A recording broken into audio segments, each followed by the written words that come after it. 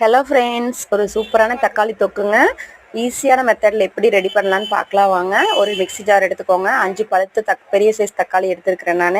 5 வரமிளகாய்ங்க, 10 பல் பூண்டு, ஒரு 3 கிராம்பு, ஒரு 2 துண்டு பட்டை எல்லாத்தையும் நைஸாக அரைச்சிட்டு வந்துடுங்க.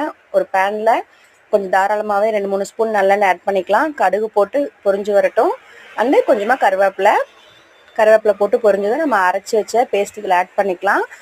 தேவையான உப்பு சேர்த்திக்கோங்க. உங்களுக்கு காரம் பத்தலைன்னா கொஞ்சமாக மிளகாத்தூள் சேர்த்திக்கலாம். நான் கலருக்காக காஷ்மீரி மிளகாத்தூள் சேர்த்திருக்கிறேன். அடுப்பு லோ ஃப்ளேம்லேயே இருக்கட்டும்.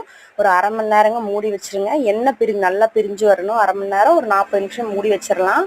நல்ல எண்ணெய் மேலே பிரிஞ்சு வரும்போது நம்ம தக்காளி தொக்கு சூப்பராக ரெடி ஆயிரும். ஈஸியான மெத்தடில் டக்குன்னு செஞ்சிடலாம். வெளியில் கொண்டு போனால் 2 நாள் 3 நாளைக்கு உங்களுக்கு கெடாமல் இருக்கும். செஞ்சு பாருங்கள்.